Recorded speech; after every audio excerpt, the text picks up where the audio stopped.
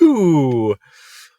We are so back, Breadheads, Ty and Eric, back in the booth. Your favorite podcasters talking on your favorite podcast. We've got a lot of yap about today, Eric, so we should probably get right into it. That's right, man. We left the Breadheads on quite the cliffhanger, I would say. We talked about our Mexican lunches, our taco salads. Dude, that was like a week ago now, but with the Breadheads probably are still unsatisfied, still craving one last bite of that story. That's right, dude. So we should probably close that up then. Let's talk about the taco salad we had at Deacon's Diner now at least a week ago. Yeah. I mean, what is there to talk about, really? It was just magnificent, Ty. You really get what you order when you get the taco salad. Am I right? You get a taco and a salad. You get both at once. It's incredible. Here's the cool part about taco salads, Eric, is they come in that freaky taco shell bowl. And what's really cool about the bowl is that it is there's only 2 things where you get to like eat the cutlery, you know, like ice cream cones and taco bowls. And bread bowls when they do that for the chowder, you know? Oh, yes, of course. So you're no stranger to our bread bowl, am I right? You've been to Seattle. You know, I mean, you've been to the famous chowdery over there, hidden in one of the alleyways. The alleyways of the Pike Place Market. Yes, I'm familiar. I've tried them myself. I do like to be able to eat. What's great about the bread bowl is it just soaks up all the soup. So every bite at the end is just like a bonus soup. Yeah. No, you're totally right, man. Like my favorite bite of the footlong, Eric, is always the last bite because it's just so like bread saturated. It's not just bread. It's bread that's been simmering in sauce, marinating, if you will. Here's the thing, Ty. Eating the plateware is quite risky. Okay. With a taco bowl, if you start to chip away at the walls, it becomes like a high risk move. You know what I mean? Because you could damage the structural integrity of your lunch, make the wrong break in the wall because it's a chip wall. You don't know where it's gonna snap. You know? Yeah. If you open that floodgate, you're in trouble. You got salsa flooding out. That's right. You could have salad seeping off one side, just like Mount St. Helens did. That's a good point. And then you're just left to pick up the pieces. That's right. But it is quite nice. I would say, saving the taco shell for the end is quite nice. Same with the bread bowl. I would probably finish the entire soup and then just eat the entire loaf of bread that is left. Ooh, yeah, I agree. Yeah. A nice little like grain for dessert. It's kind of like a cannoli. Absolutely. Let's talk about, putting hot sauce on your salad. Yeah, that's the other advantage of the taco salad is that the salad dressing is just hot sauce. The only other place you can get hot sauce as a salad dressing is, you guessed it, Subway. Oh, shit. Damn, I didn't even think about that. Yeah, right? Yeah, dude. Hot sauce as the dressing is kind of a wild move. It's the only dressing, actually, that I would kind of like look when I pour. Because you need to make sure you're not getting too much of that stuff. Like, I'll be honest, with any other dressing, I'm going full cup. I'm not watching my weight. I'm not counting calories. I'm going full send. Completely agree. Hot sauce, you got to play it a little bit safer. You don't want to ruin your lunch and your dinner. It's a tough one because you're either having your arugula dry or you're burning up in the tongue. So there's a fine line there. It's really easy to cross the threshold either way. Yeah, no, totally agree. But that wasn't the only liquid at play. You can count I don't know if it's liquid technically, but the sour cream. There was also some guac kind of hidden, tucked away underneath some veggies. That was a nice play as well. I felt really good when I discovered the guac because I didn't pay extra for it. It just worked its way in there. Yeah. Do you think the taco bowl is an appropriate name for this dish? Or is it more of a nacho bowl? Okay, what's the difference? Well, let's talk about it. I think it's a nachos, Ty. Yeah. Come with sour cream on the side, guac on the side, potentially a little salsa action, which I also believe was part of this. Yep. Maybe in a more salsa fresca type of way. And then you got chips that you can kind of dip and play with. You don't have like a taco that kind of like holds the whole thing together. You eat with your hands. You don't take a bite of the bowl. You break the bowl and then you got a taco chip. Or a Yep. nacho chip, excuse me. Okay, everything you're saying is you're spitting facts, but I still don't know if this is a nacho bowl. And the reason for that Nacho problem. is because with a nacho bowl, I feel like the primary ingredient making up the bowl should be a chip. And in this case, the chip made up the container because it was served in a chip bowl. It was a chip bowl, but it wasn't a bowl of chips. But you could say that when you get nachos, the chips are also the container because it's containing all the toppings. But if you get like a It's soup, a mound. Yeah, I guess so. It's just a convex version of the concave taco. Whoa, that's a good point. It's just upside down. If you were to have a taco upside down and you built it on top of that, are those nachos now? I actually kind of think the taco bowl, when the tortilla shell makes up the bowl, you're just eating like a giant taco. It's not a nacho at that point because you could theoretically pick it up like a taco and eat it like a single hard shell taco. That would be a sick move, actually. It'd be really cool. To just pick it up and eat it with your hands. Throw in your face in there. Get right in there. Wow. This thing also came with 2 or 3 large slices of cucumber. Probably the thickest slices of cucumber I've ever seen in my life. It was a bit of a freaky ad. I didn't think it needed that. I liked having it, but... I mean, that's the gentrification that we got today, you know? Mm-hmm. Slices of cuke. They're taking a page out of Subway's books. They know that the cucumber is a filler vegetable, and why not offer it if you can? Mm-hmm.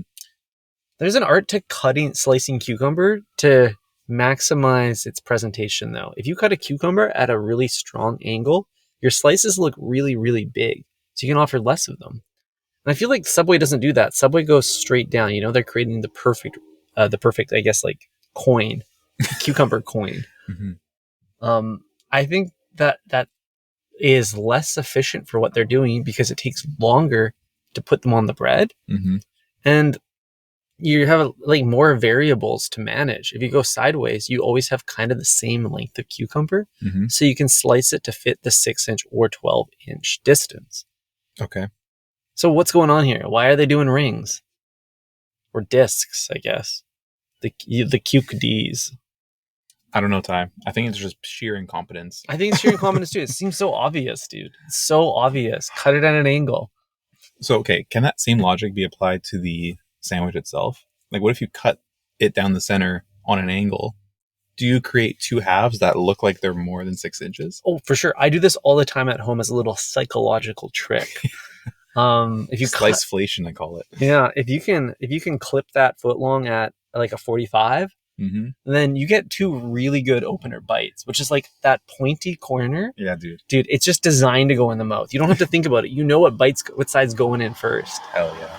Dude, I could go for a 6-inch right now. Oh, fuck me too, dude. And you know what's also good about that 45er is it gets extra toasted because you got like more surface area on or like more surface area being toasted.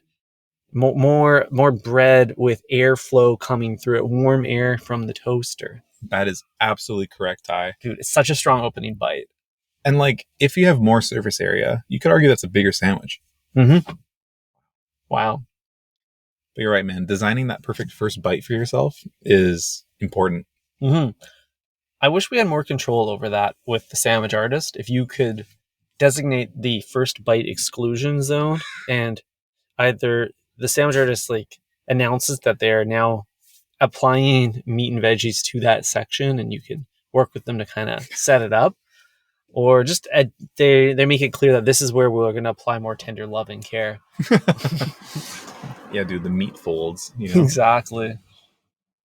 Getting in the folds. So I have one more question for you regarding our lunch today. Taco bowl was the name of the dish, right? You're still hung up on the vernacular. Was it a taco bowl or a taco salad? Can you remind me?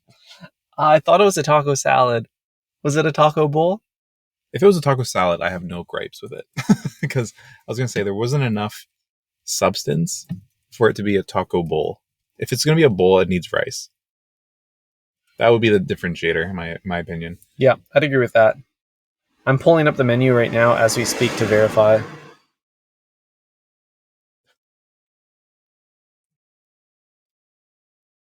The hell is the salads? Bear with us, redheads. It's pretty hard to read. Am I stupid? Wait, breakfast, scrambles, bennies, hash, add-ons, soups and salad, taco salad. Okay, thank the Lord, dude. Thank the Lord. And it's Southern. Throwback It to our is. last episode. What makes it Southern, Ty? Do you know? The Southwest dressing, which I don't remember eating at all. I regret not getting the fried chicken, I'll be honest. That would have been a cool ad. Yeah, it's a $6 add-on, but I think it's well worth it. Mm-hmm. Plus, you need the protein. You've had a hard day. Yeah, I'm fucking starving. That's the only reason why I want a Subway sandwich now. It's because I skimped earlier. Yeah, that's fair. Yeah. Your diet's too fibrous right now. You need to clog yourself up a little bit, you know? I even had a probiotic drink this morning. No way. Yeah. Oh, man, dude, your gut must be just, like, hygienic looking. It's a kamikaze in there right now. Oh, no. Someone get me out of this recording booth. Just kidding. I think the chip itself the chip bowl is enough, enough of a sludge to kind of hold it all together. Yeah. I do like a little bit of clog with my greens. Like, Subway's good for that because you get all these, like, veggies and slushy sauces, but then a nice big hunk of bread to just kind of clog up the arteries. Keep things from moving through the system too quickly. No, I totally agree. Let's talk about the bowl some more. Sure. What do you It got for me? It wasn't a standard kind of like tortilla que pasa chip that was molded to be a bowl. It was almost like a pita bread. Like, when you get pita chips? That's kind of what it was like today. But it was more like, it was much thinner, so it was nice to bite on. It's actually had quite nice integrity to it because it was soft and flaky, but it also maintained structural integrity throughout the entire meal. I don't know how they pulled that off. It's a really well done taco bowl. Yeah, no, I totally agree. Absolutely well done. And I would also add, Ty, just to wrap things up, wrap this burrito up. Yeah. I would say that the taco bowl is a bit of a reflection of our reality, don't you think? It's kind of like society in the sense that you mess too much with the outer structure, you can kind of ruin your meal, With every bite, you damage the surface floor of this taco bowl and take too many fork jabs and everything around you will start crumbling, It's time to be grateful for what we have. Yeah, I guess so. And maybe don't eat the taco too quickly. That's right. Take it slow. You only got one bowl in this life. Yeah. You're a bowler. I'm not a bowler. I'm a bad bowler. Well, actually, no, I'm pretty good at bowling. I wish I wasn't. Being good at bowling is such a... Dude, it's such an ick. Would you say you're better at 5-pin or 10-pin? 5. This says a lot. Okay, so answer carefully. Yeah. I'm better at 5-pin. I'm just going to be honest with the breadheads. But only because I have incredible dexterity. And 5-pin rewards that. 10-pin bowling rewards strength. I have strength too, but I don't have the dexterity. Like my dexterity level is higher than my strength level, if that makes sense. Okay, I see. So you're more of a archer than a bruiser. Yeah. Exactly. It's like it's like a tennis, when you and I play tennis, you're firing them to the back of the court and then I'm just making you run around. You're surgically placing them all around the court, making me run from one corner to the other at the most inopportune times. Precisely. You're able to precisely precision each ball. Now imagine you were amongst 4 of your 4 pins. You're the 5th pin. Dude, I'd be scared for my life. Yeah, you better watch out because I'm going to ace you. That's right. If you managed to get on top of a roof in Pennsylvania, you wouldn't miss. Let's just say that. Yeah, I got some aim. Yeah. I actually talked to a professional marksman like a day after the Trump assassination, just by happenstance. You didn't phone them up? You're like, I got to talk to my marksman friend about this. No, I actually met him this day. Turns out it's a second cousin. Oh, cool. Or something on my partner's side, and they travel the world with their gun, and they compete in shooting competitions all around. There's a pistol one they do, and also a rifle one they do. So in shooting competitions, are you trying to shoot each other, or are you trying to shoot non-living objects? Non-living. Yeah, it's not hunting.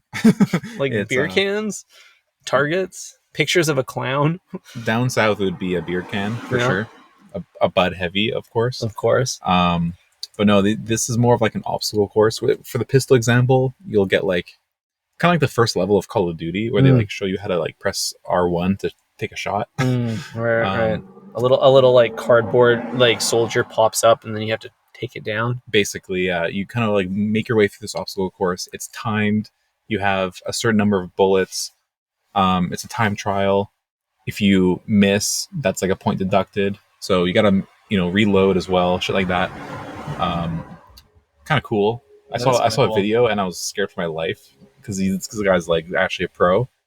And then there's also one where you're shooting at targets, and I think distance and time matter the most for that one. Interesting. I wonder if you have marksman credentials, you get special permissions for carrying weapons. Like, are you allowed to walk down the street with your showing off your rifle if you're a certified marksman? I think so.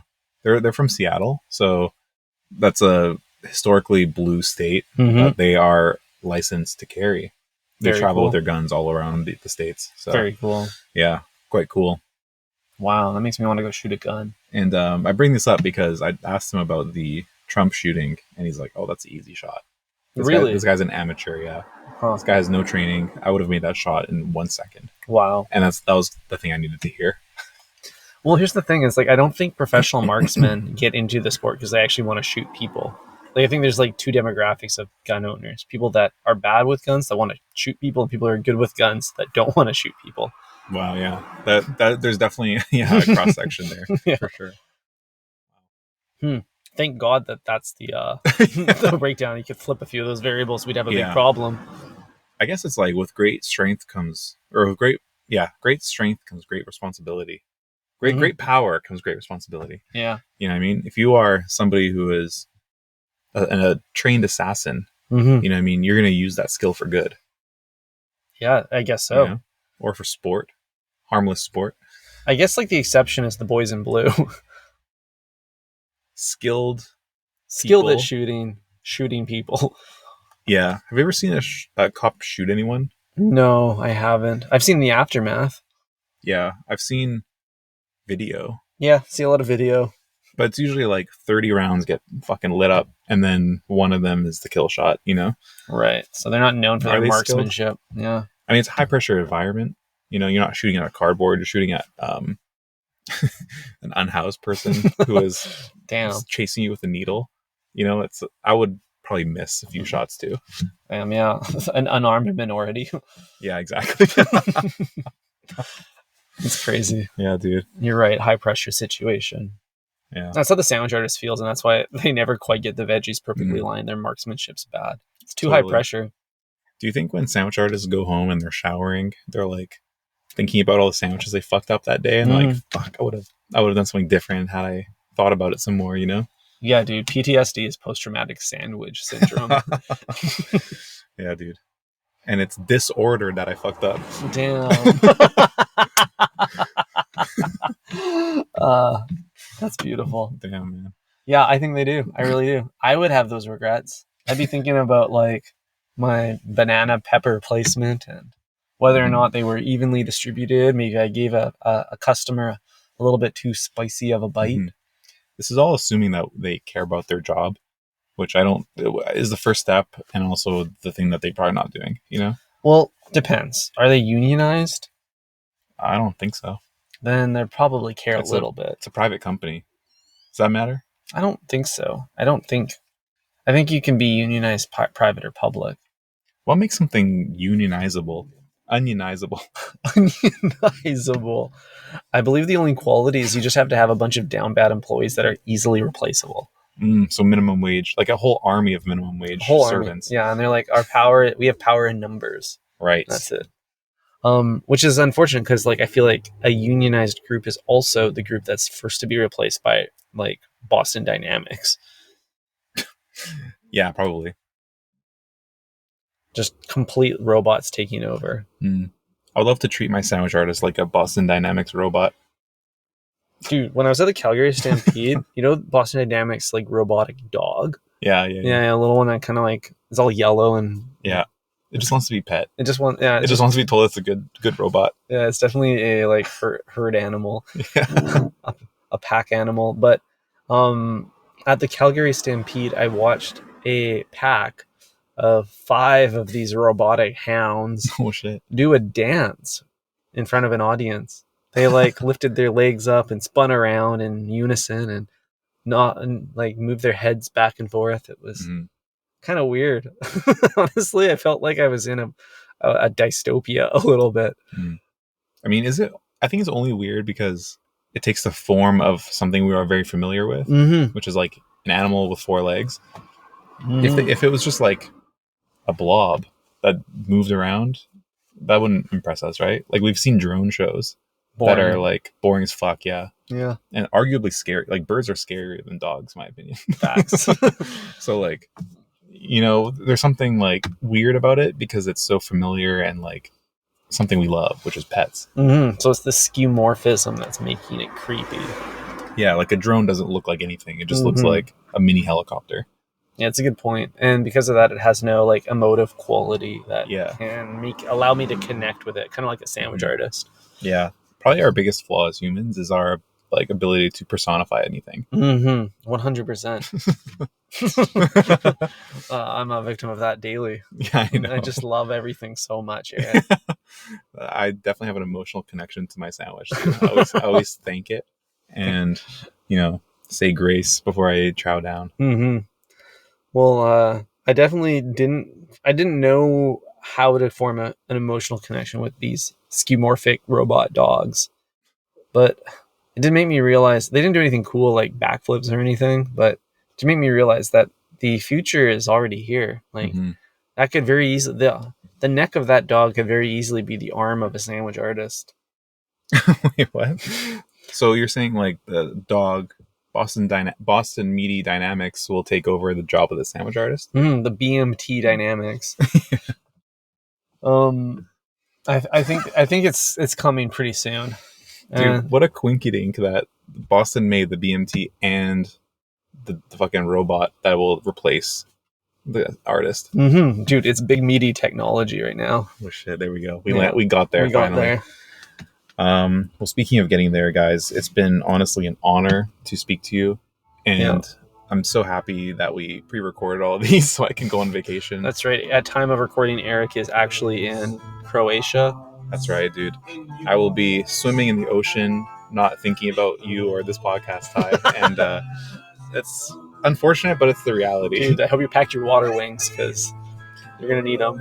That's right. Redheads, thank you very much. Ciao. Ciao.